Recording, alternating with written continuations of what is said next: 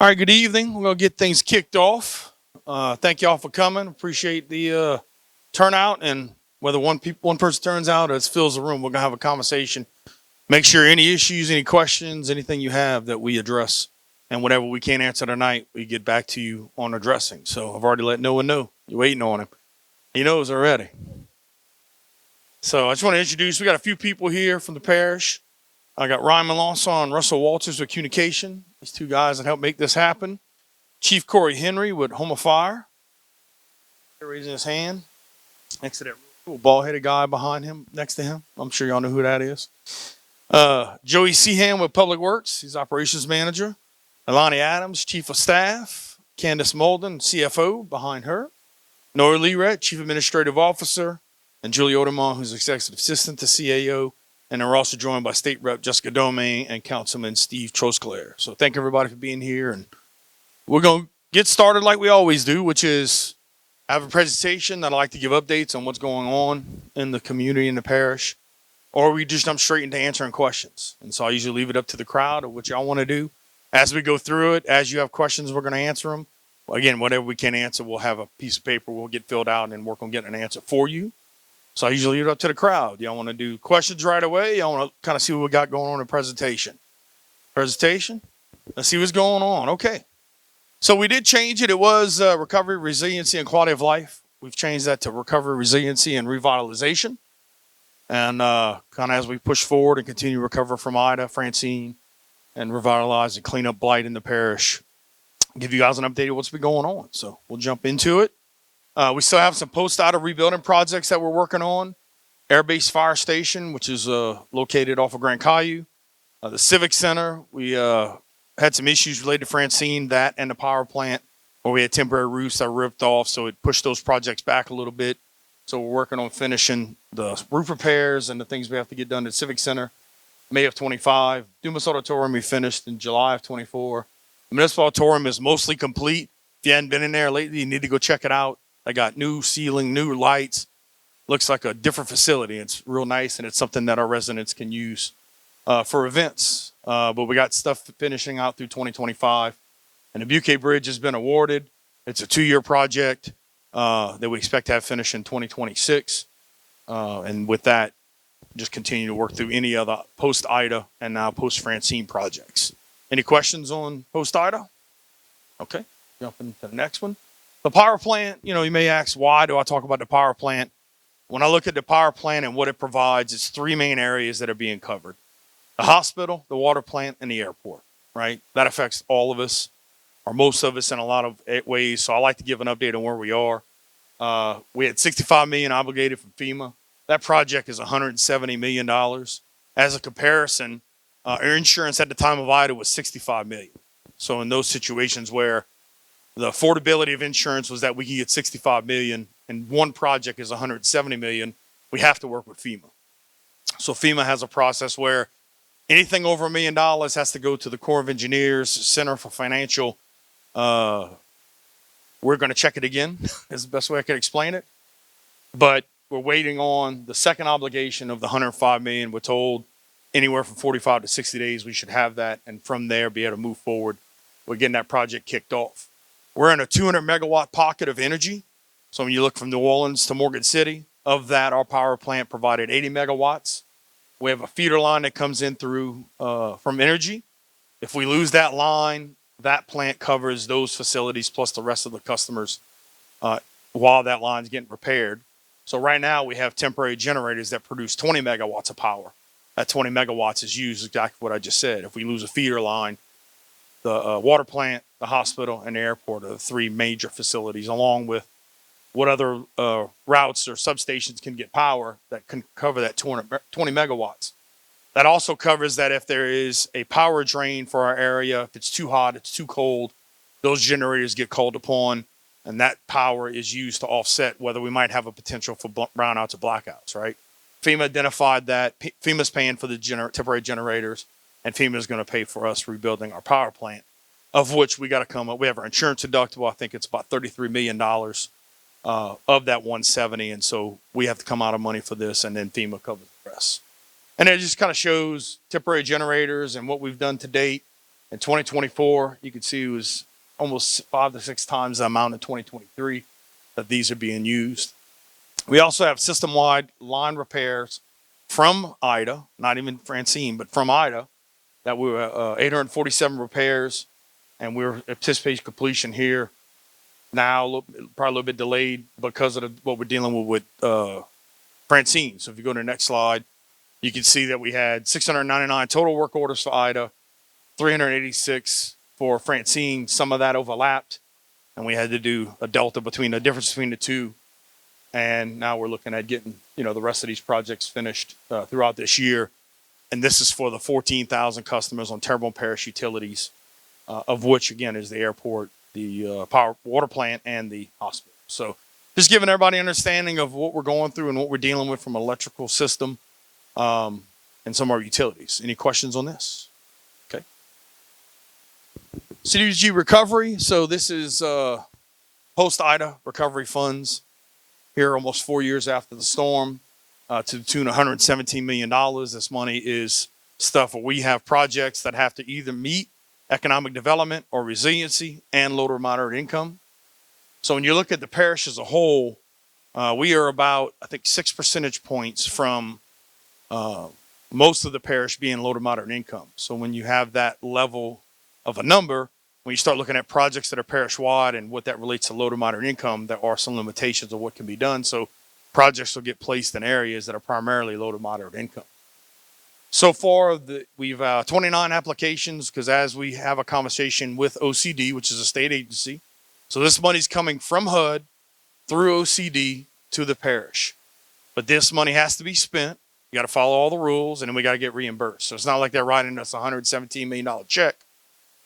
We do a project, they reimburse, and hopefully we've met all the rules and everything they need. So the approved applications we have so far is the Downtown Terrebonne Steam Engine, which is a STEM plus arts project that deals with skilling for young adults, little kids, just to give skilling as it relates to science, technology, engineering, math, and arts. Aviation Fletcher program, which is the ability to train both as it relates to repairs of aviation and also drones and those kind of opportunities. Bayou Terrebonne Pump Station and Geraldine Pump Station, 2 pump stations covering areas that we need to continue to work on moving water in Terrebonne Parish. Activate the Bayou. That's actually one of 3 phases, and it's going to be cleaning up waterways, making them more resilient, making sure that the waterways are healthy and dredged and everything. So that's part of one of those projects. We're going to have a stormwater and a wastewater master plan, which is basically going through and identifying what areas deal with stormwater runoff. What does it mean for if things are gravity drainage versus forced drainage, and navigating what projects we can work on and those priorities and what funding we can get. And especially like with wastewater, it's looking at this street, this community, this area. What does it mean for them to get sewage? And then what impact does that have on treatment plants? We have 2 treatment plants, one south of the intercoastal, one in Gray. So it's what upgrades you have to do, not only for like a neighborhood, a street, or an area, along with that main plant. And those are going to be the plans that lay it out for. This is what it costs on both sides, and this is what we deem as priority as far as the people doing the study and then us going after the funds. We were one of 3 parishes in Louisiana that were not what's called the Delta Region Authority. For whatever reason, that's something we worked with Congress to get in play, and now we have better opportunities to both water and sewage grants through Delta Region Authority. Parish weather stations, we hear from residents that insurance is saying we didn't have these winds, or that this requirement for my insurance to kick in, or a certain level of my insurance to kick in. We're going to have weather stations spread out throughout the parish that's going to show us what sustained winds were for events. That lets us provide data to those that have dealt with those issues in the past. Main Street Complete Streets, which is basically Howard Avenue all the way to about Morgan Street, and come back around to the Tunnel Boulevard area and the tunnel, where not only could you do a facade on your building, but property opportunities, but it's about making things walkable. It's about adding crosswalks and just different things to make sure that area, as it applies to when you do a Main Street improvement plan or complete street plan, that way it provides some opportunities to help businesses with their properties and homeowners with their property. Wastewater implementation is actually one of the things that we're going to be able to do right off the bat, because Village East falls in a low moderate income area. They have a lot of old clay pipes and a lot of drainage issues when it comes to sewage and those kind of drains. And so one of the projects we're going to do is Village East, and then support the industry, seafood industry. We were looking at maybe giving out some funds and then do a study and then kind of doing a second set of funds. OCD came out and said, we want you to do a study first. So there's a few projects that we're working with. One of those being like community centers, where they're saying, we want you to do the study first. We're going to call that phase 1. And then phase 2 or phase 3 could be implementation of those studies and those plans, I like to say, more than anything. So we're constantly working with OCD. They're sending us questions. We're responding and working, getting all of our projects approved and getting these projects kicked off. But something like a good example would be like the Paris weather stations. Like, we have to do compliance and environmental because this money's coming through HUD. Because of that, some of these things, it might take 30 days just to get to the point where we could even kick off the project. So those are conversations I've been having with our delegation about the hurdles we have to jump over and the issues we got to go through to get funding, which is going to be 4 years after a storm hit, right? It's just too long, and helping to help them reorg FEMA, right? And that's something that you're hearing more about on the news, and we're giving examples of what we're having to deal with and what we're having to go through with trying to get buildings torn down. You know, I sent him a picture of the building across from the government tower that belongs to the DA's office that missing most of its roof, and saying, you guys, or FEMA is saying in the meeting I had with them, that you're trying to determine if this is 50% damage or not. Well, 75% of the roof's gone. Let's go. Like, what you waiting on? And giving them real world examples of what we're dealing with and what we're going through. And we've written letters, and we're working to do things through the condemnation process as much as we can. But then it gets to a point that if we go too fast, FEMA says, well, we don't have what we need to give you the money to build it back or repair it or whatever it is. All that needs to change, right? So that's what we're working on with some of this. So any questions on CDBGR? No? Okay, we'll move on. Capital outlay projects. This is where we work with like Jessica or senators and everything about funding that we get back from the state, working to understand, you know, these are projects that we don't have any other funding opportunities, or we have other funding opportunities that we might need 2 or 3 different funding opportunities. But these are things that we work with at the state level to say, we need to get this built, we need to get this worked on, we need to get this redone. And this is working with our council members, working with reports and information we get back from residents, information that we get with our delegation to understand what priorities in the area that we can be looking to the state to help us fund some of these projects. And so it's a little wide range of different kind of projects. Again, we're trying to make sure that we cover everything and not just focus on one area when it comes to doing things in the parish and these kind of projects. So any questions on this? Okay. Housing crisis, I continue to talk about this.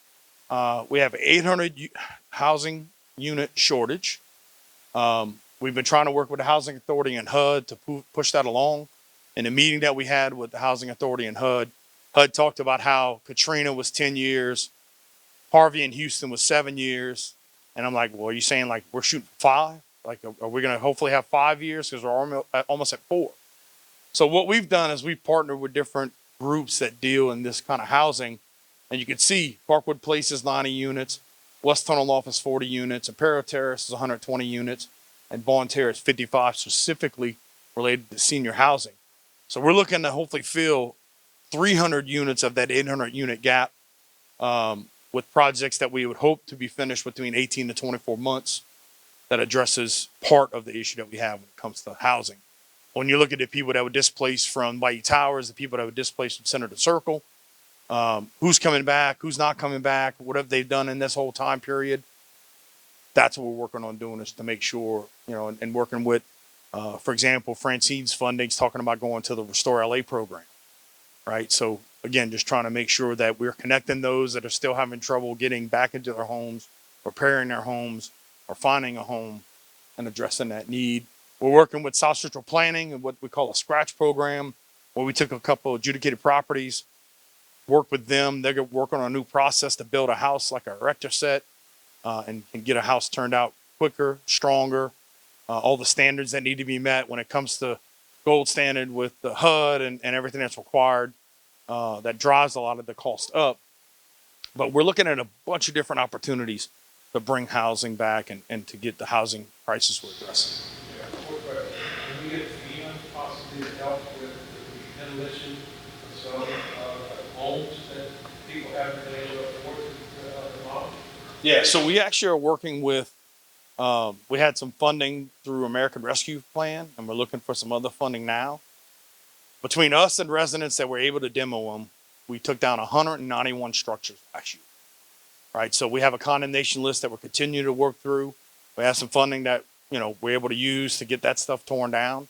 So if somebody, make sure we know, make sure we, like if you have a house or a property you're familiar with, make sure we have the address to see if it's in the process. We can tell you kind of where it is in that process.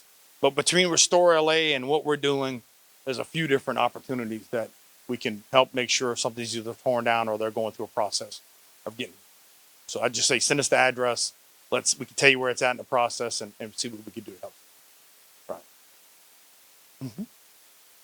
Yeah, I mean, there's a home. In fact, I was riding with Mardi Gras and saw there's a home on the corner of French Quarter and Park that had a tree fall in it, NIDA, and we're trying to get it to where we can condemn it, but they're saying, we want to get it fixed. We're going through a succession process, and so some of that stuff just takes time. But at a certain point, we got to say, at a certain point, something needs to be done. We have the funding opportunity to do it right now. And again, we're working on other finding opportunities to help make sure that we get people back, whether, again, tore down, rebuilt, repair, whatever it is, as it relates to working with FEMA, working with Restore LA, working with HUD, all those different organizations. All right, any other questions? All right. Economic development. So, again, we talk about resiliency. We talk about building back. So I want to talk about some good things that are going on in the parish that lead to, a positive future and us coming back. One of those is an EDA waterline grant at Martin Luther King and Westside Boulevard. That's kind of catty-cornered from Performance Power Sports. You can see that it's been overgrown for a long period of time. One of the problems is there's no utilities there. So we actually worked with TITA, worked with EDA at the federal level. They're going to do a grant that's going to provide some utilities in that area and really promote some development, right? So we got some people that are chomping at the bit that as soon as we get some utilities in that area, there are going to be some projects that are going to be built. The parish bought the Windy Bank building last year. That's getting more people in that building, trying to fill it up with tenants, getting foot traffic downtown. Fletcher built a workforce building in Shreveport, partnering with some different organizations. So that shows you that we're preparing to fill the workforce. Cynthia, Louisiana is a project that started where they're trying to take lilies and turn it into products like potted plants, containers, all the way to OSB board. They have property in Gibson they purchased, and so they're going through a process of making it to where they can process, hundreds of tons of lilies. They actually asked us at one point, do you guys have enough lilies? And we're like, get in the boat. We went raw, and they were like, all right, you got enough lilies. So again, taking something that's a nuisance to our area, trying to turn it into a product and using technology to do that. The health unit of what it was previously called, bids are going out here as we speak, but a health unit has a negative connotation. So we're going to be calling that, working with Division 3 of Health and Human Services to be a community outreach center for Terrebonne Parish that also has a health unit in it. And no matter what issue you have, you can go there for resources. We're also partnering with Star Corporation to build a 24/7 crisis center. And so we have a lot of things going into addressing mental health, behavioral health, and any other struggles that our residents might have. And then we're working with the American Legion. That building is going to be a center for veterans. We're going through a renovation project. We're running into a few issues with there, but we're going through some quotes that hopefully that project will be finished by the end of the year. And if you're a veteran, that'll be the place that you go for any kind of resources. And all the different veterans organizations can come together, and that'd be a hub of veteran resources. The American Legion on Legion, and I can't think of the name of the road right there, but right there by Legion School, the Alex Hotard building, I think it's called.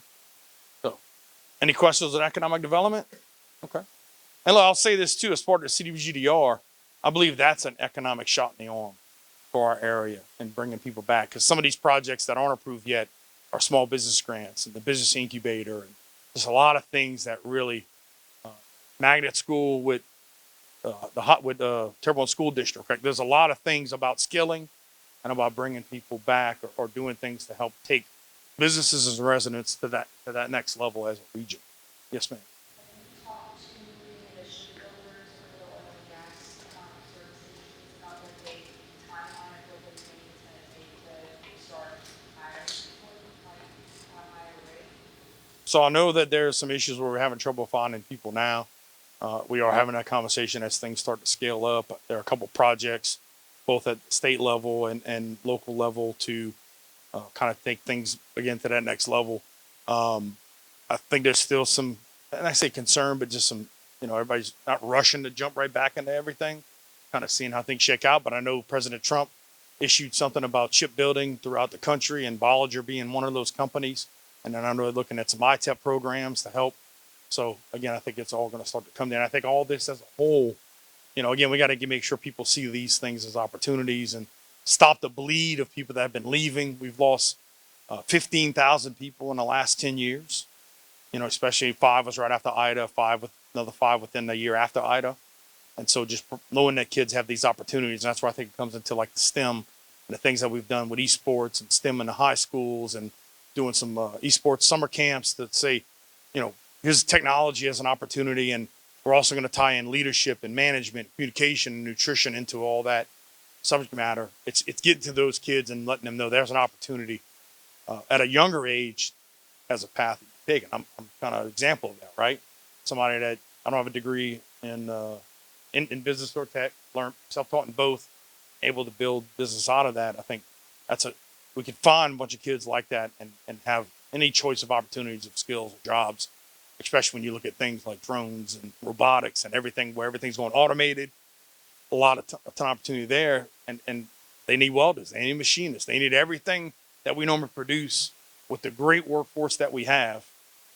Yes, and so we're going to take that and we're going to build different things. I mean, I don't know if you guys realize this. We have a machine shop in Terrebonne Parish right now that a robot takes something and puts it in.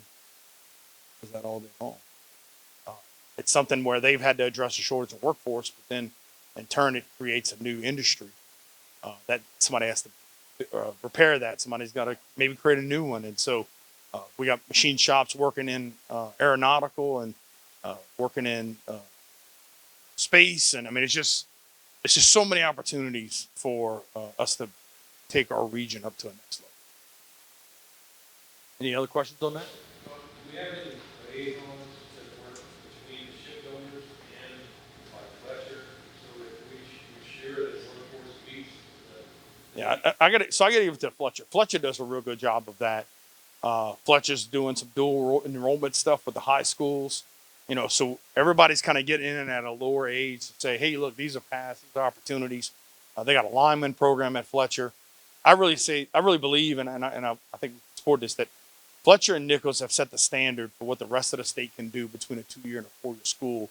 And then Fletcher set that same example with high school district of what you can do to work together. And so now you have kids that are dual enrolling in college and high school, when they're in high school now. And so their paths are changing and providing other opportunities. So between SCIA and what they do with workforce, what TITA's doing, now you got, used to be Select, now called CoLab, that they're doing regional economic development. Everybody's really coming together and really working cohesively together to really make a difference and get some things forward. It is. And look, Select just renamed it themselves as CoLab and working on a mission, and they got a new CEO, new COO. They're working with TITA. TITA's working with Fletcher. We're all coming together. Whenever something pops up, we're all getting together and saying, how do we work together to make this kind of stuff? All right, moving on. Permits. Just like to talk about this number. It does take longer to get a permit. We're working on making that better every day. But we were at 3,000 permits prior to Ida. We got up to 8,000 permits. We're right now settled at the end of 24, but about 5,500 permits. We have a lot of permits going on. We're able to bring in somebody with Restore LA to help us with those permits. And so we're just kind of continuing and tweaking and trying to work on making the way we do permits and how you apply for permits, that whole process, smoother and easier. But we still are at, really almost double what we were prior to Ida. I'd just like to share this information. That something that used to take 3 days could take 2 to 3 weeks. And every day we're working to chip away at that number. Insurance reform. So we're working on this. I felt like we're addressing it from two levels, one being the homeowners, the other being flood. From a homeowner's perspective, the legislative group passed 26 pieces of legislation based on what the insurance companies, with the feedback they were giving. That information really didn't come to fruition. So now everybody's kind of turning back to the insurance companies and saying, we did all these things you asked us to do. Things aren't going down. What next? What now? And so they're working with that, the conversation about tort reform and what that means from the state level. Working with Insurance Commissioner Tim Temple, after Francine, I had him on the levee right here at the end of Montegut, showed him how high the water was, how high the debris line was. When you look at us taxing ourselves for $1 billion to build that levee system, we're now able to prove just for Francine, save FEMA $1.7 billion. So when I was up a couple weeks ago, that's the conversation I was having with FEMA and our Congress people and letting everybody know, like, this investment saved this. You need to do something about it now, right? We need to get credit for the stuff we're doing now. But having Tim come down, put his eyes on it, let him look at it. We're also going to be bringing some reinsurers down here to let them see the same thing. You could prove that with Francine, the resiliency we did during Ida held up not only from a telephone pole perspective, but a roof perspective. We should get credit. And Tim's helping us fight that battle. We're helping him fight that battle, working together to get that done. From a flood perspective, risk rating 2.0, one of the early conversations I had when President Trump took office was, can we kill risk rating 2.0 with executive order? And that conversation was, well, we lowered $1 million rates here, y'all's went up. So if I get rid of it, it's going to be still a man. Then it became a conversation, which we've been having for a few years now, is where are more opportunities for more of a disaster insurance? Congress was talking about doing a tax income credit as it relates to what your flood insurance and home insurance cost you. So they're still kind of working through a lot of that stuff. And again, you've heard the conversations about Trump flipping FEMA upside down and trying to get the money directly to the states. And so we've been working with FEMA. Involved in a lawsuit is one thing that we were doing. They wouldn't tell you why they do 2.0 and what the algorithm is behind it. We couldn't even get, Scalise or Kennedy couldn't get that information. I think we're going to see some of that change now. We've been working with FEMA to give them data because the last data that they have is 2018. They're talking about doing it every 10 years. On the last trip I had, I said, can we make that 5, right? At least every 5 years get the data, because we've had more progress in the last 5 years than we have in the previous 10, probably time amount. So through that conversation, it's about, if you guys go check it now, that's going to make a difference to our residents not being in a flood zone. And so the problem is for us to do that, between us, Lafourche, and St. Charles, we're going to probably spend about $4 to $5 million to give data to FEMA. And that's the other thing I'm trying to get the federal government involved and our Congress people involved in is, I could use that money for roads. I use that money for bridges. I use that money for a lot of different things. We shouldn't be using it to give FEMA data they should already be looking up. And so that's all the conversations that we're having. That's what it means for the recent trip to DC is just, to be in a meeting with FEMA, to have a conversation where the regional person, when I would say something, he would say, well, I've been telling them that. I'm glad somebody else is saying the same thing I've been saying. I was like, give me a list. I'll cover the whole thing. Right. So it's really giving some validation to the people like Tony Robinson, who's our FEMA regional administrator. That he's been saying stuff that other people say the same thing. And him and I didn't even talk about it. Right. So it's giving those examples of what things that need to be redone with FEMA. So any questions on this before I move forward? Okay. Accountability, we talked about blight. We talked about a few things as far as, what money we're using when it comes to getting blighted properties redone. We had over 500 properties in the condemnation process. Again, between us and homeowners that demolished last year, 191 properties. We're looking for funding. I think we have about $250,000 left of this $1 million as we continue to go through trying to find other funding to do that.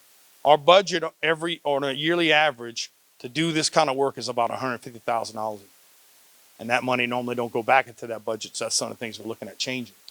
But we did change the ability to keep property owners accountable. So if you have multiple issues with one property or you have multiple properties with issues, things stack now and they're held more accountable. based on what they used to be before. How we serve, the process, the time frame. So it used to be you had to send a letter, you got to wait so many days. Now we can actually physically serve somebody. They can look up the last known addresses, and so the process of getting who owns this and are they going to be held accountable? Are they going to do something with it? We sped that up. We held them more accountable. So seeing that kind of happen, um, and seeing a difference with that already. Our panhandling and vagrancy ordinance was unconstitutional. We implemented an anti-camping ordinance, which a lot of municipalities are doing. Recreation accountability.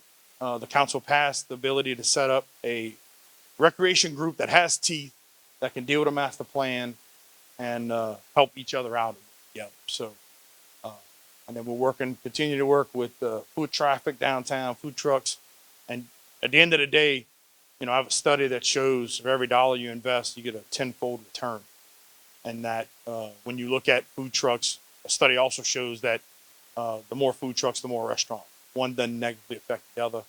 So just trying to make sure that we do everything we can to provide an opportunity for more foot traffic downtown, because I got a study, in that study, it references Lafayette and what they've done, and you can see the difference.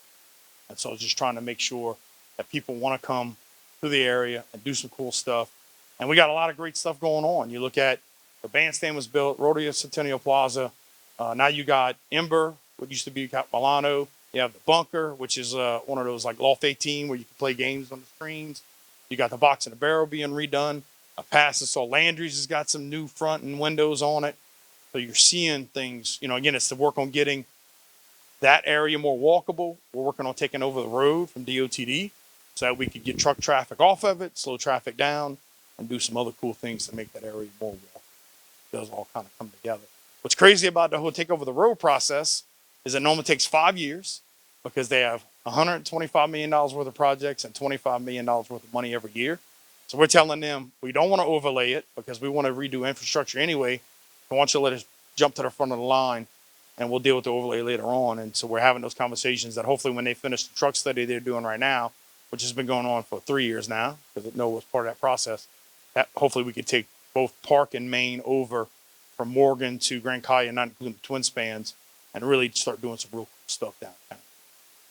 All right. Any questions on this? Yes, sir. So I got a property on Aragon. We were fighting like the loan company for the last 3 years to pay it off. A week and a half ago, I went and talked to the guy at Parish and tear it down. Now I have a new trail on it, still trying to pay the loan off. We never got a letter, never got nothing saying that we had to get a meeting and that they was going to tear it down. Now my property was clean. I kept the grass up to the stone. I tore everything around the trailer down, put it in the back to burn. I mean, it had no holes in the roof, no holes in the wall, except the two in the back that we boarded up. They got 10 properties on there right now that you can go look at and see straight through. So my question is how did that one get tore down when we're in the process of trying to get it on? So you say it got tore down, or they're saying they're going to tear it down? It's down? Okay. Let me get the address. We're going to look at that issue. I can tell you we're not supposed to do anything without making sure people are notified and informed, and there's a hearing, the whole process with that. But let's look at that address and see. At the same time, we want to make sure all those other addresses are on our list that get addressed also. Yeah. Okay. Well, let's go through the process on yours. We'll look at what happened, and I want to make sure we get the other one. Because at the end of the day, I just want to clear up because you said that, they're seeking additional funds and all that. I want to make sure we know where we got to go at now. sir. So let's go over that, and we'll kind of look at what specifically happened in that one, and then love to get the addresses on the rest of them. Because again, it's making sure we have it, and if we have it, where is it at in our process? Okay, moving on. Quality of life. We had moved some parks from recreation to quality of life. The Air Base Softball Complex, Odomall, Jim Bowie, Lee Avenue, Mahler, Maple, Parish, and Rio Vista. I'm looking at the Air Base Softball Complex being the Bayou Country Sports Park of the East Side.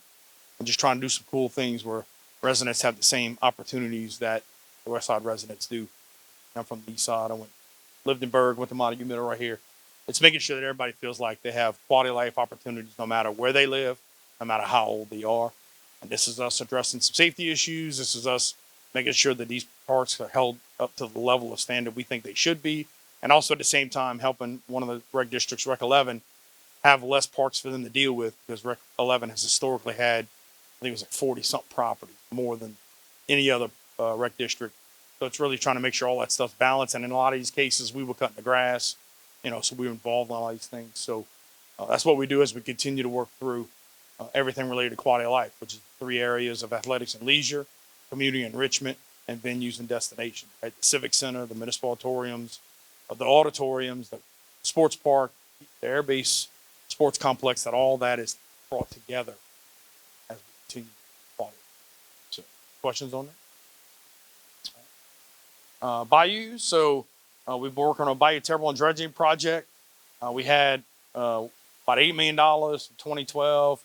That wasn't enough to do the project it was there for. Just trying to rescope that project and do what we call a clear and snag through Bayou Terrebonne. We did a little test project from Lafayette to Westside Boulevard to say, what if we clear major trees, major trash, clear the areas that have some sediment built up, and then taking that same process and applying it to the rest of the parish. Starting with Bayou Terrebonne from intercoastal to the parish line, and then working out through some other bayous, project CDGDR, to do that same process, and working to make sure, again, that these bayous aren't sedimented in, that the water's flowing, they're healthy, that we're using those as a resource inside our parish.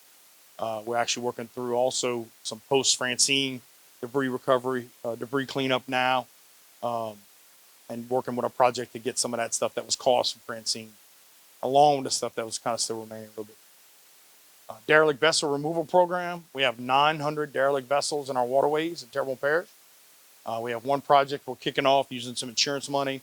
We're applying for 2 or 3 other grant opportunities to help identify this. And at the same time, historically, we hadn't had any funds to go through a derelict vessel program. And so we're really trying to make sure that if a vessel goes derelict today, right, if a vessel sinks, what does that process look like? Getting it identified, given so many days to get it fixed. And if it doesn't get fixed, we get in there and take it. So that's something we're pushing on. Make sure, again, part of that waterway, activate the bayou, as you can hear us talk about. That's a very valuable resource, that those resources aren't blocked by vessels that are down. And again, holding property owners accountable. If somebody has a vessel that they let sink, that we're holding them accountable to get it up or out. And the Bayou Revival Campaign, something we kicked off last year, and just making people aware, right? Talking about keep trash out of the bayou. We did a lot of stuff with Mardi Gras, to where we put some berms in the bayous. I think after one parade, we ended up getting 21 bags of trash out of the bayou caught by one of the berms. But we're also doing things at both the drains at the road level, drains at the culverts in the bayous, fencing, like just trying to get less trash into the bayou. But if it makes it into the bayou, we have a couple berms that it doesn't get into the intercoastal. So we've been doing more of that, making sure that stuff's cleaned up, and doing some litter signage and some campaigns in the work. So what we got going on from a bayou perspective. Any questions? Yes, sir. I used to go to the parish council meeting all the time years ago, and I got away from it. I should have, but I did. You talking about pulling boats out the canal. We didn't be, you made a comment about this would be the last time we do it. I just don't understand why our parish is gonna spend money pulling boats out the canal, which people know who they are, who they belong to. You think somewhere down the line, somebody maybe, like you said a while ago, have them accountable for it. I guarantee I leave my car on the side of the road, they come to me. If it's junky, they can come back to me, they come from it.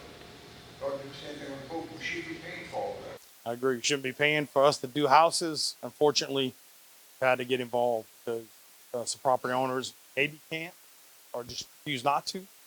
So our goal is to let's get it cleaned up. Let's try to find funding to get that done. And then again, we have different ordinances in place now. So when something happens, we have a different process to attack that different. And hopefully not allow it, we're going to stop the bleeding and get the body cleaned up at the same time. So, yes, sir. All right. Next, anybody? Okay. Roads and bridges, I think is actually one of my last slides. So just kind of goes over some projects both at the DOTD level and the wildlife fisheries level, because depending on if it's state highway or not, even some waterways are managed by like wildlife fisheries. They are also part of the spray process with lilies, but we've been meeting with them and working on getting back into the swamps earlier. They would not address Lily's till their new budget in July. By then it was too late. Working with them to address that sooner. We actually were able to put more money into our vegetation contract. We were actually to redo our vegetation contract to get more bang for our buck. And so doing things to help maintain uh, grass, both at a road perspective and a drainage perspective, we definitely think we're going to better get more done this year. But you can see, Savannah Road Bridge, 3185 Main Project Road, Country Estates, Hollywood Roundabout in the north, Boudreaux Canal Bridge, Dulac Pontoon Dry Docking, LA 24 East Main repairs. They actually just fixed the stuff in like King Street area on the east side, and that Berg Bridge, right? Everything is just the bane of our existence. And they're telling us mid-April right now. You know, when you look at, and I had a conversation with the governor last week about, the bridge that was there was, the size between this little blue area right here, and now we're looking at the bridge twice that size. And so my question to him is, like, why aren't we building these out of metal? And so I think the behemoth of a project that it is, that bridge doesn't match the Prospect Bridge, which is why the governor was talking about flipping DOTD on its head also, right? They came to him. We have 700 bridges that have issues in the state, and DOTD came to him saying, we're going to fix 14. He's like, I need to go back and fire everybody, right? So the governor's committed to redoing DOTD, and we had a conversation about us not being a sub-district of New Orleans anymore. But through that process, there's a lot of bureaucracy. If they have a plan and it says this process is going to take 2 months, it takes every bit of 2 months, when maybe it could take 2 weeks. So there's 40 years of bureaucracy that has to be going through. The only comparable bureaucracy organization is FEMA at the federal level, right? So he's got his work cut out for him, but he's been in a lot of meetings and got on people's butt to really make a difference. And we're also providing him information. We're taking over some cutting. Part of that conversation is we asked for 6 areas. They gave us 1. We already have 2 or 3, but we're trying to cut more because I know we could cut more for the same amount and get it done faster. So we're talking with DOTD about how we can work together, and Terrebonne Parish being the guinea pig for, let us fix some roads, let us cut some grass, let us fix some dishes. We can do it faster. We can do it cheaper. Let us show you how it can be done. And so we gave them a list of information of things we're trying to do, and really hoping to hear some stuff back on that. At the same time, trying to get these projects going, and that's where it talks about the grass cutting, striping, and you're looking at right now. If we were to stripe every road, Terrebonne Parish, about $3.5 to $4 million. We attack that usually in $200,000 to $300,000 chunks every year, trying to find funding to do one fell swoop, get all the roads striped. That's not state, right? This is just parish roads, and then working with the state to get those addressed. So I think that's all I have. Any questions on that last slide, or any other questions that you guys have? We're glad to answer, and if we can't get an answer tonight, we're gonna take it down and get back with you. And I know you had asked me about something, so I'm gonna see if I have an update right now, real quick.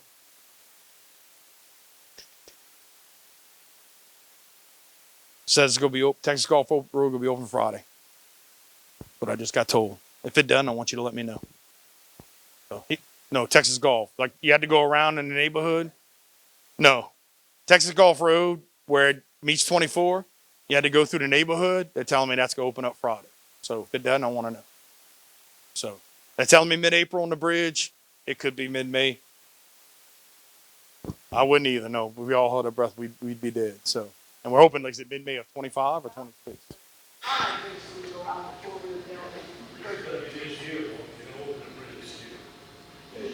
They're telling me. I'm afraid to commit, but yeah, that's what they're telling me. But there is a conversation. Him and I talked a little bit before about, we got to bring the things that have been used and wore down while this is going on back up to standard. We get pictures on a regular basis of 18-wheelers trying to make a left from Country Drive on the Klondike. And every time we do, we get Steve, that's a public safety guy. He goes out there with GPSO and the state troopers. We put up more signage. We're just having to patrol that more often and hold those people accountable. They used to make a roll down the Montegut across the road. And then it started having straight, and not even really supposed to be going straight on that road at all, right? If you see it, call us. If not, call us, call the sheriff's office, call state police. Because every time we're seeing it, we're getting people out there, and we're trying to stop it from happening. I can't call you, but if you stuck trailers on the bridge for a couple hours, you're right. Okay. I've seen that. Any other questions? Anything you guys are curious about? Any issues? Any? Where at? Main road.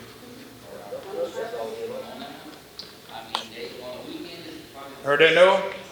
Dump trucks, main road. Almost got kicked off on yesterday, bringing Yeah, I remember Steve Hall. Yeah, when I know Steve worked on lowering the speed limit on Aragon. Yeah, they only stop when they stop. Because they only stop when they go back.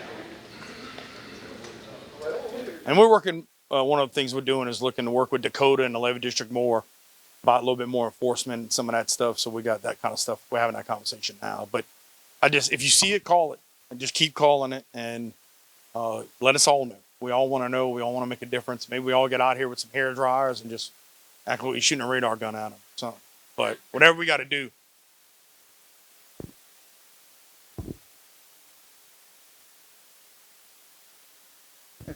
I just want to reinforce, we talked about Country Drive and the trucks and vehicles and trying to make the turn of bridges.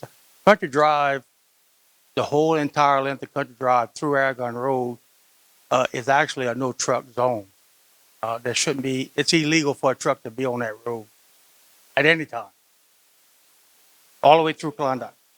Yeah, Klondike Road but that one's kind of, it's kind of hard. I guess it's harder to enforce that one, but they're not enforcing any of them.